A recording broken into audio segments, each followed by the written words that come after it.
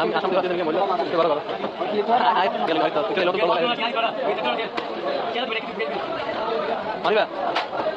হ্যাঁ আমি তো বড় ভাই উঠে যাও আর কিছু